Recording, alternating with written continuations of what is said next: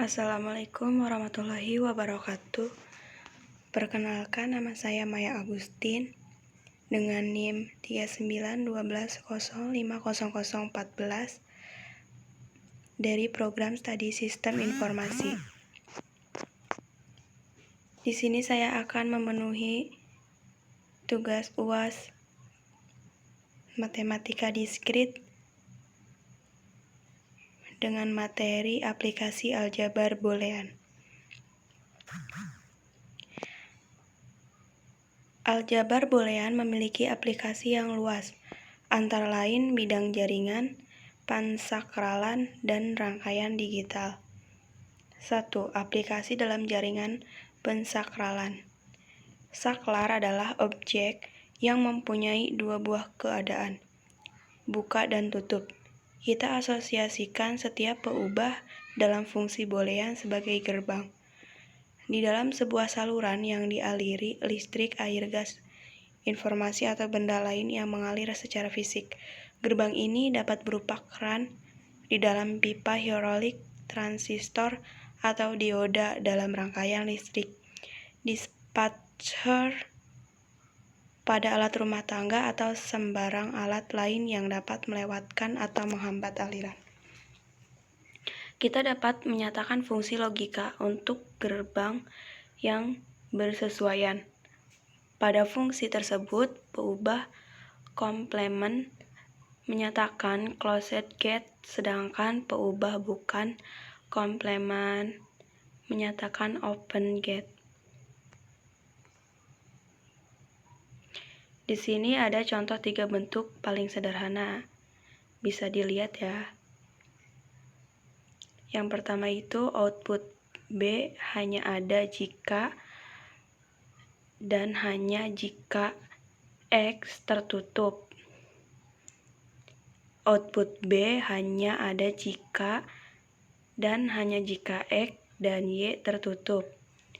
Yang ketiga, output C hanya ada jika dan hanya jika X atau Y tertutup. Yang kedua, aplikasi dalam rangkaian digital elektronik. Rangkaian digital elektronik biasanya dimodelkan dalam bentuk gerbang logika.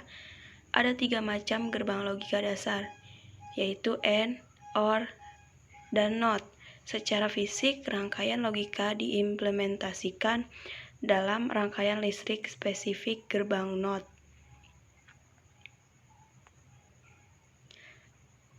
Selanjutnya, penyederhanaan fungsi boolean.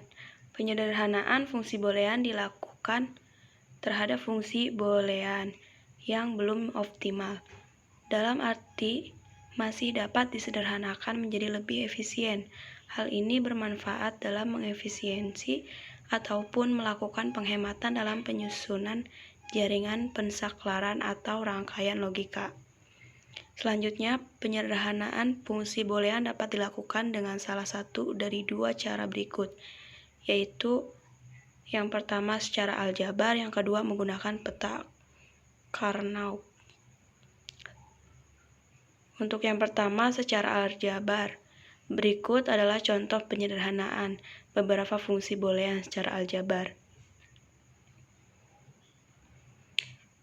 F, X, Y sama dengan X tambah X, Y sama dengan X tambah X, X tambah Y. 1 dikali X tambah Y, hasilnya X tambah Y. Yang kedua, peta Carnot. Peta Carnot digunakan untuk menyederhanakan fungsi boolean yang belum sederhana. Peta Carnot untuk penyederhanaan suatu fungsi boolean bergantung pada jumlah peubah pada fungsi boolean itu sendiri. Di bawah ini contohnya ya, peta Carnot dengan 2 peubah. Yang ini dengan 3 peubah dan peta dengan 4 peubah. Teknik penyederhanaan fungsi boolean dengan peta Carnot. Penyederhanaan fungsi boolean dengan menggunakan peta Carnot bergantung pada hubungan ketetanggaan angka 1 pada baris dan kolom dari peta Carnot yang bersesuaian dengan fungsi boolean yang ingin disederhanakan.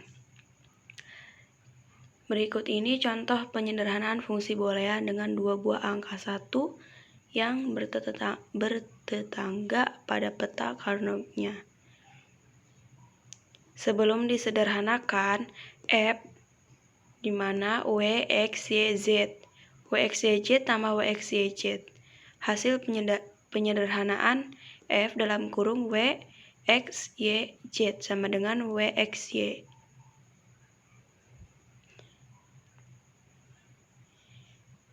Itu saja materinya yang dapat saya sampaikan. Mohon maaf bila ada kesalahan. Wabillahi taufiq wal hidayah. Wassalamualaikum warahmatullahi wabarakatuh.